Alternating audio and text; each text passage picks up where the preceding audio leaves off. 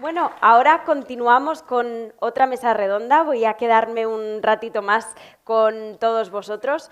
Hemos escuchado muchísimas terminología relativa a la regeneración, la resiliencia, y ahora me gustaría invitar a la mesa a unas empresas que son muy conocidas entre vosotros para saber cómo se puede llevar esto a la acción, cómo esta terminología se puede aplicar en términos prácticos. Y para esto nos van a acompañar unas personas muy interesantes que vienen de todas partes del mundo.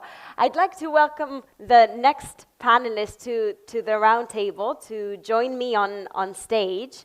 I'd like to welcome Miranda Gorman, Head of Climate Solutions at Planet Forward, Dorothy Shaver, Global Nutrition Sustainability Lead at Unilever, Laia, Corporate Affairs and Sustainability Director at DANONE, and Danny Rubenstein, Strategic Advisor and Leadership Team Member at MISTA.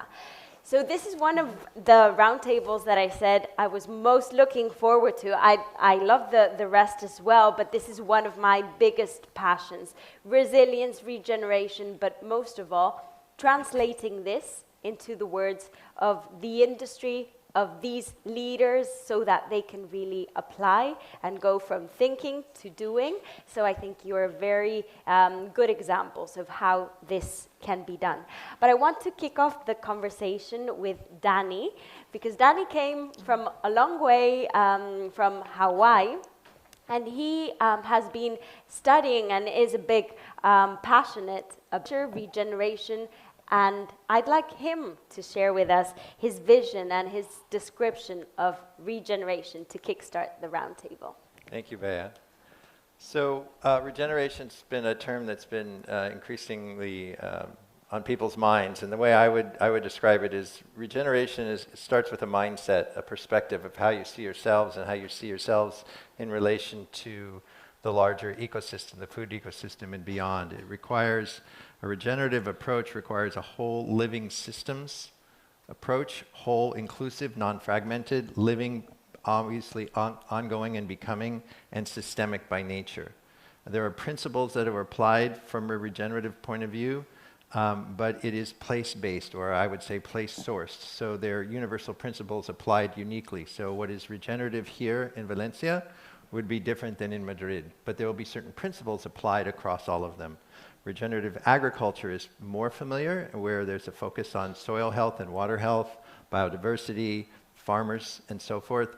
And all of this also is rooted in the indigenous wisdom coming from that place. So the regenerative approach that we like to apply is a blending of indigenous wisdom sourced from that place, applying modern science and technology for the future.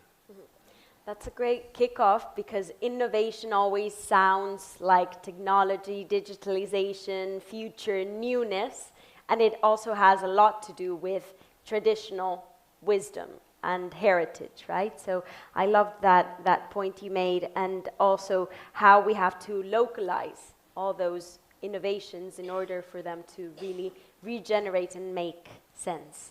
As I said, I think it's very valuable to bring to the table specific examples of how companies are making this shift, how they are transforming this food system.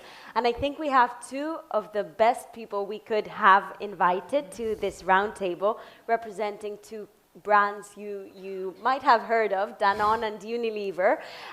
So I'd like Laia and Dorothy to share with us how each of their companies are transforming and introducing this regenerative and resilient principles into each of your companies and your brands. So we can start with you, Dorothy. Okay.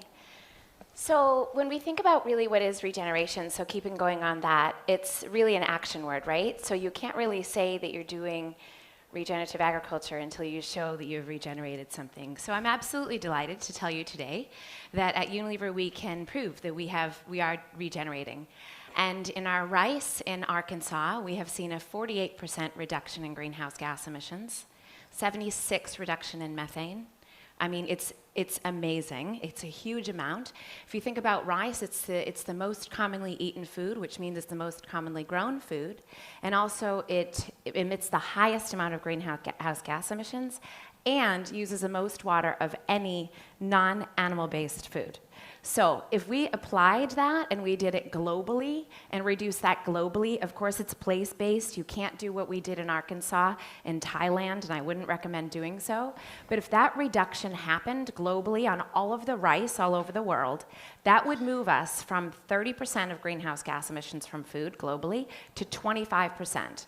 That is astronomical, and that is what regeneration is all about.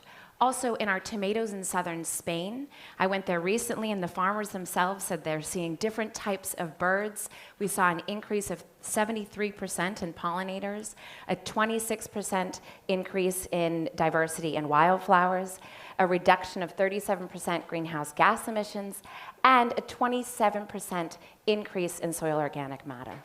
So we are implementing regenerative agriculture principles with the hopes and the really ambition to say that we are going to regenerate.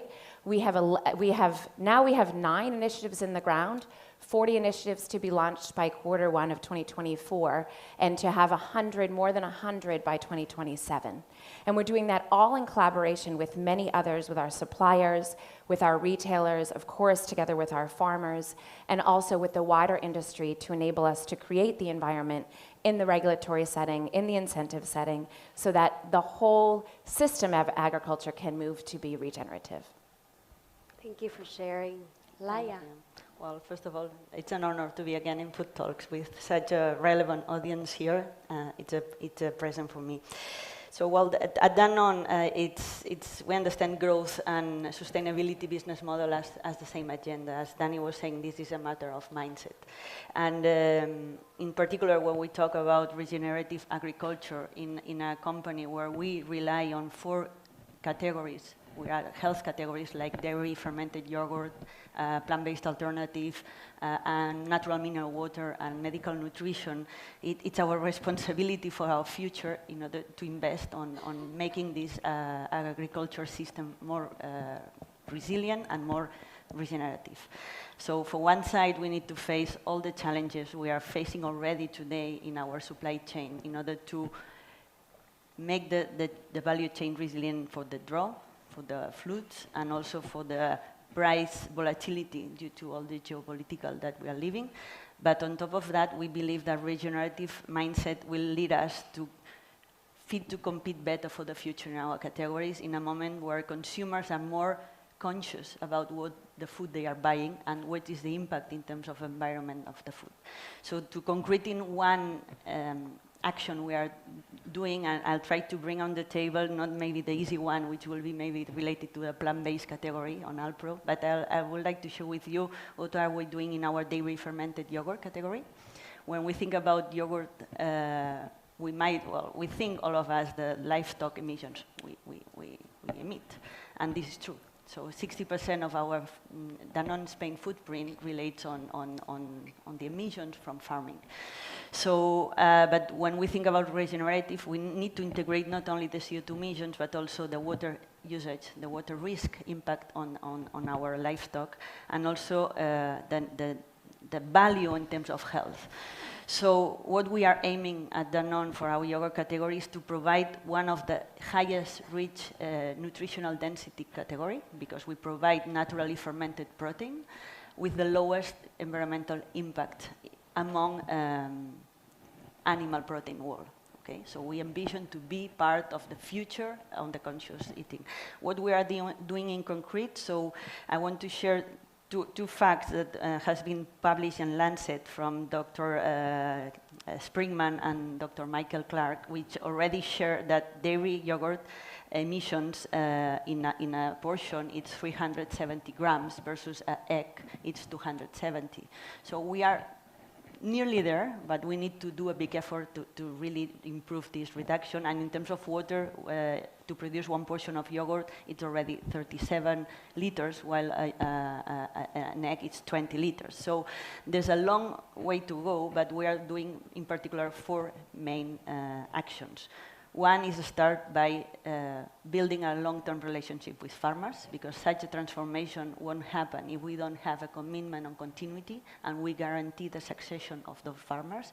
So we need to establish those relationships. Secondly, we are providing concrete practices to them in order to provide how to own more crops from their own crop management, how we are changing herd management practices, how we are introducing biogas plants, and how we are investing in efficiencies.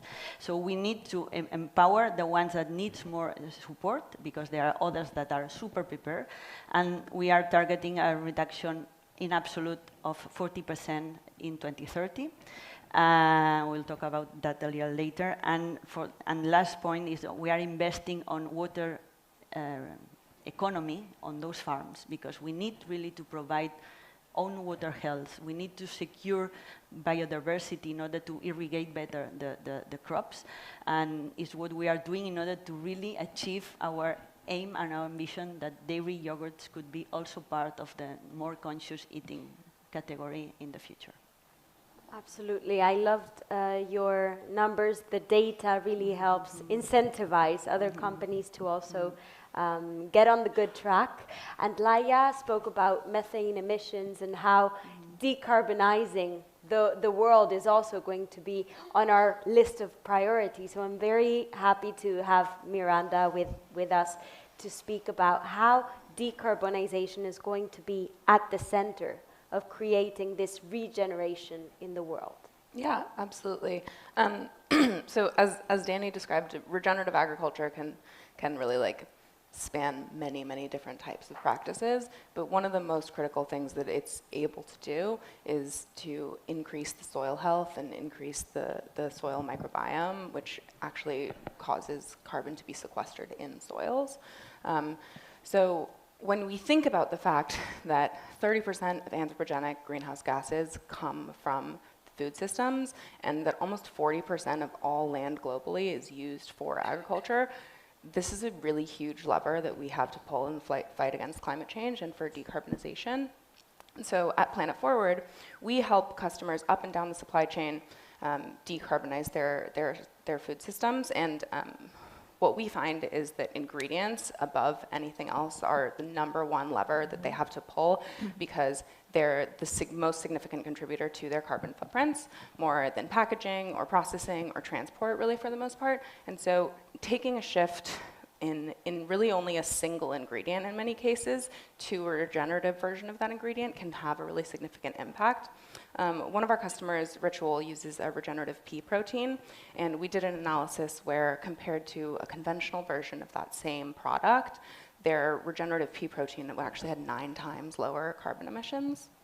So thinking about, as Dorothy said, deploying that really at scale, it's a huge opportunity for us to really decarbonize food systems. And one of the other things that's really unique about food is how ingrained it is in our lives across the ecosystem. So it's not just an opportunity for farmers or CPG companies, but also for the retailers that stock those products, or for food service companies, or even for non-food businesses who just have cafeterias and they feed their employees and things like that. So there are really significant opportunities throughout many industries, and regenerative agriculture is a huge lever that people can pull in order to decarbonize their entire companies. And companies like Danone and Unilever that are really leaders and have already made SBTI-aligned targets and are setting goals to reduce their carbon footprints. Regenerative agriculture is a huge opportunity for them to be able to meet those goals. Absolutely. I was just thinking about your brand of Moonshot Snacks. Maybe later we get on that specific example, because you are a software technology-based company, but you have developed an example of how a CPG brand can incorporate all these technologies to really be regenerative. So maybe we get to that later. Linked to this question, I'd like to hear what Danny has to say on the US market. And I know you are very confident that the US market and US consumers are eager to embrace these new types of products. So I'd like to hear more about what you're seeing in that future generation, why you are so confident that these new products will be loved by the market. Sure, thank you, Bea. Well, I think to step back for a second and realize that this is US-centric. In the US population over the last 10 years, there has been a 50 million person shift. The baby boomer generations who have passed away and those that have turned 18, there's a 50 million person shift in the profile of the population. And so those that are coming on who are decision makers, who are spending the money on food, who came through a generation understanding the importance of the environment in a way because they've inherited this circumstance, are more motivated, number one. Technologically, they're much more advanced. Their access to information and data is immediate. They're not ingrained in some old pattern way of thinking. They're already predisposed towards looking after themselves and the planet. So they're younger, they're more available to the technology. They are also able to discern what is real and what is not much more quickly. So the brands that are really standing forward and standing up and actually delivering the regenerative products based on the principles that stands for, those consumers are going to pay more, and it's starting to show. And of course, the retailers who are paying attention to this are going to begin to bias towards those brands as well. So those are sort of the macro reasons. And then for individual health, the personal health, the nutritional density and the other issues that are clearly showing through data are superior to products grown in other ways are another reason why people using food as medicine are going to influence in this direction. So it's not going to happen overnight, but I can see the groundswell coming. And do you see this opportunity also for the rest of the world? What are the limits of this? I think so, but I want to be modest and say that my knowledge is more US-centric, although I think it's a universal. Youth is obviously, the populations are shifting around the world, the technological access is there, their sensitivity to the environment is greater. It's a question of the brands and the products in those countries responding in kind. And when you have companies like Danone and Unilever who are decentralized, and I'm a huge believer in regionalization and decentralization, I think that is the future for food. And so if you can tailor your offerings towards those audiences using these themes as you come through, then I think it's universal. Mm-hmm. Something important for these companies to step up and make those changes is that they can then monetize in some way those efforts. So there's a lot of confusion around certifications and how do you communicate and show the progress you are making, because there is no global standards, no global consensus on this. So I'm curious to hear how each one of your companies measures impacts, what tools do you adhere to, and what's your view on standardizing this communication of progress. Maybe we start with Unilever. Yeah. Sure, yeah, thanks. So I think I'll give you my personal view first. So my personal view is, as I said in the first piece, that really to do what we should for people on the planet, we really need to make conventional agriculture to be regenerative. And if we are to do that, then if we are to create a certification, if we are to upprice it, like has been done with organic, it will become niche. And Unilever's goal is to make sustainable living commonplace. So I personally am not into the certification. And the other reason is because in order for it to be regenerative, it needs to be output and impact driven. So we need to be able to show that we're improving the soil health, increasing biodiversity, really decreasing the greenhouse gas emissions, increasing climate resiliency. And to do that, it isn't an input certification. So that's not about we did cover cropping and therefore we get this certification. It needs to be a full landscape work that's done in the entire community, as Danny rightly said. And it needs to involve the people and everything from the soil all the way into the sky. So in order to do that, you'd have to kind of, I don't know how you even certify it, because you can't, it's not right to certify the principles, because you can't broadly put down the principles the same for every crop in every situation.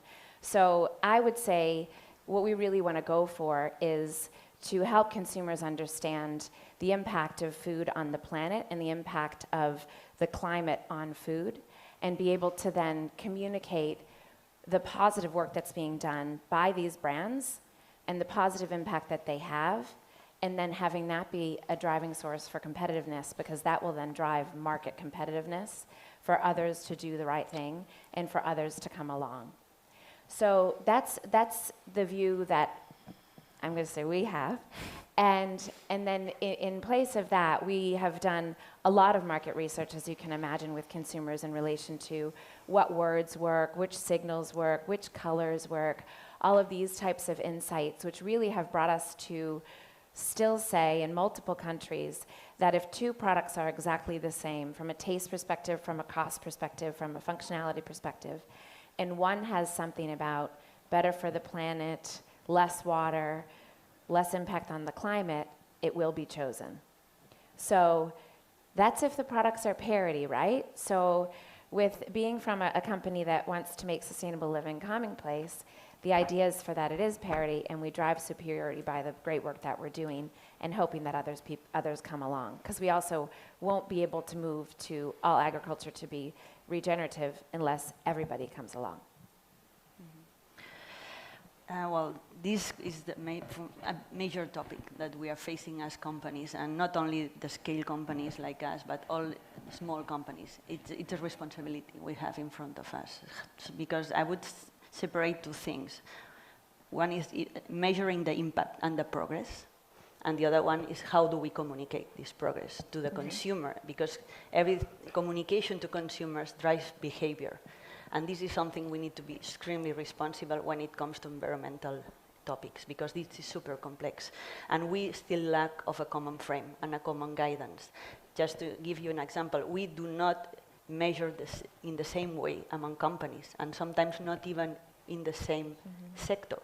So how the hell are we going to communicate something if we are not compelling the same information at the same time? So I would say we need to be very cautious as a company. I'm not saying that we don't have to try to communicate in the best way possible, but it's dangerous at the same time, because if all of us, we start like showing the numbers of the CO2 emissions we have and we don't have a single frame to compare, it could be a little bit complicated, especially because we are responsible for driving behavior change. And people is eager, as Dan is saying, to look for this information. So we have in front of us a big responsibility. Having said that, we at Danone, we are doing our homework so far. So it's true that we feel more comfortable today on measuring the progress, measuring and looking for the best standards we can have. So we have rapport all our carbon roadmap reduction to science-based targets. They have approved the roadmaps, and we are committed to reduce at the velocity to keep the 1.5 degrees at 2030, which is already massive for us because we are a big dairy company as well. This is the homework we are doing. We are monitoring locally because this comes to local. I totally agree. This is local agenda. We are monitoring locally with our farmers, with our suppliers, with our value chains and partners and retailers, all the progress we are doing, and we are reporting annually. So it's true that certifications might help to have some guidance, but the situation is much more complex, especially when we want to link that to a product and to consumer behavior. And to give you an example of what we have doing recently here in Spain is that, again, coming back to dairy yogurt category, we do not have the same standards among industry to compare the reduction of decarbonization. So we have joined forces with collaboration with universities, academics, NGOs, farmers, in order to provide the first report in Spain for decarbonization of dairy industry. And we have asked 10 call to actions. One of them is really a call to action to government and institutions to provide this common framework. Otherwise, we will jump in kind of greenwashing that it will be super dangerous for everyone.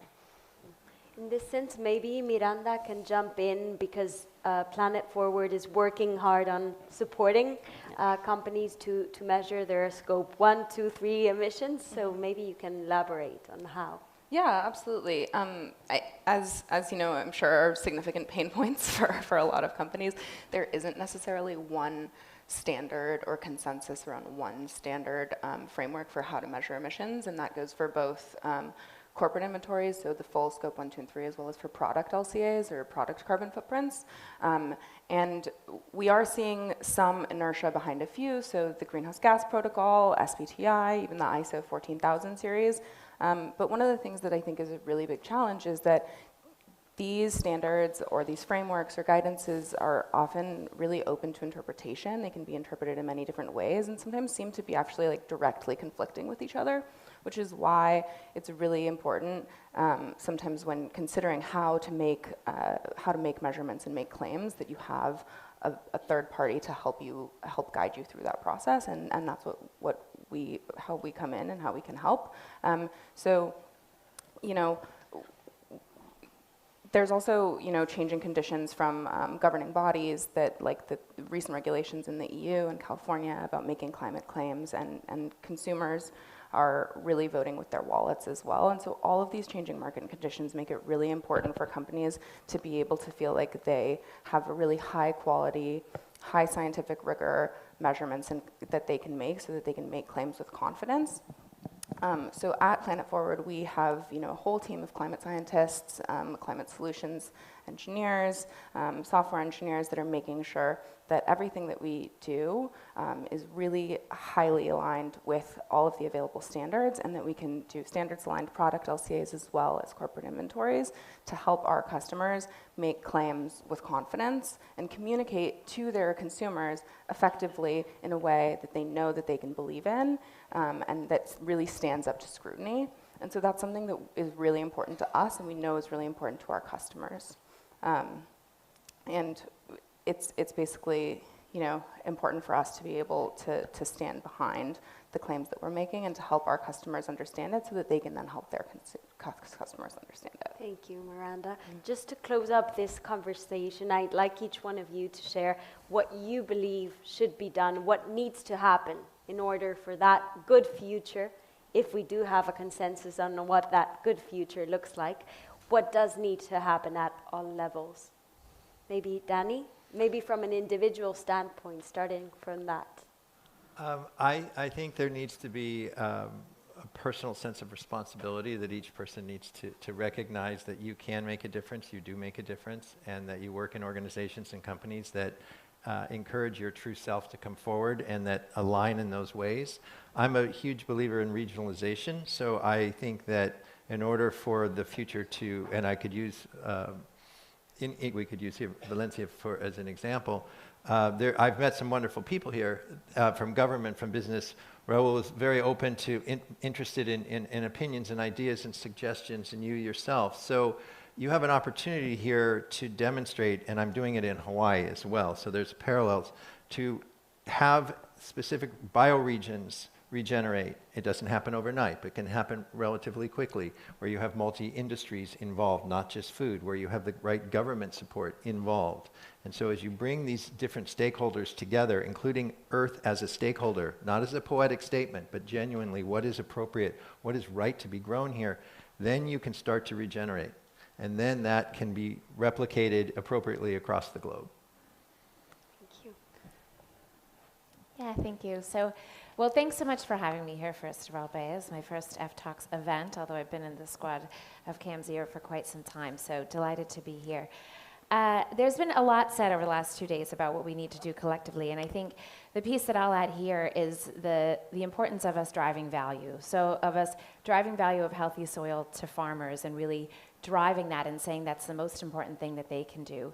Driving value to our suppliers, like the Cargills and such, to say, you know, it's of value to you to drive the resilience in our food system by really investing in regenerative agriculture principles. It's of value to companies like Unilever, Nestle, Danone, and others, and talk amongst ourselves to say it's valuable for you to invest in this, and really understanding that that value will be the foundation of our brands in the future, because we need to do this in order to have a valuable food system and be able to have food for the future and be able to have the crops that we have now.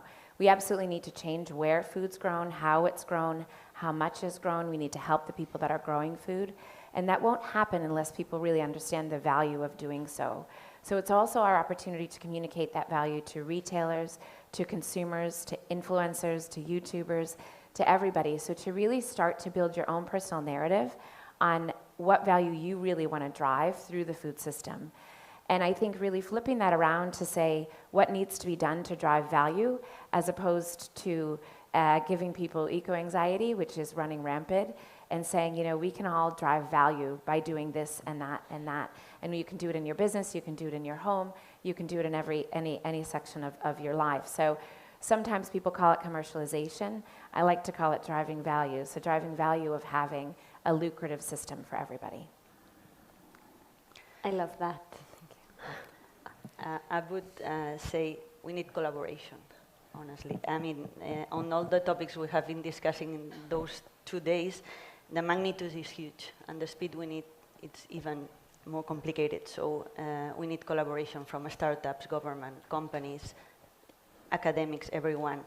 And I would bring this up in a more maybe provocative way. So we need even to not compete for that. Mm-hmm. We need a systemic change. And if the mindset is competing, it will be very complex, because we need a change of system. We need to change sectors. We need to change agriculture, and agriculture relates to all of us. So this is a big shift of mindset we need to do. Mm-hmm. And I would go even further, saying that we would need a independent entity that really governates those agendas, that doesn't depend on political cycles, because we need speed. And I mean, maybe in USA it's different. I'm not so familiar with that, but in Europe, we are complex European countries. So we need, I mean, I would say to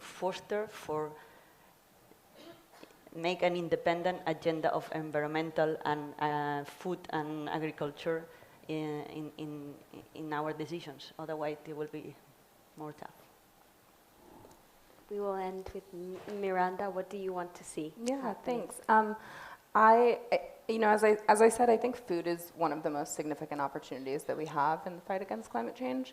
And in order to capitalize on that opportunity, I really agree that collaboration is an absolutely critical point. There's no silver bullet to the solution. No one can do it really alone. And as we wait for more regulations and more guidance and all these different types of things, food brands have an opportunity right now to be leaders in this space. And I think that the things that are the most important are to measure your climate impact, to communicate that transparently, and then also to take reduction actions.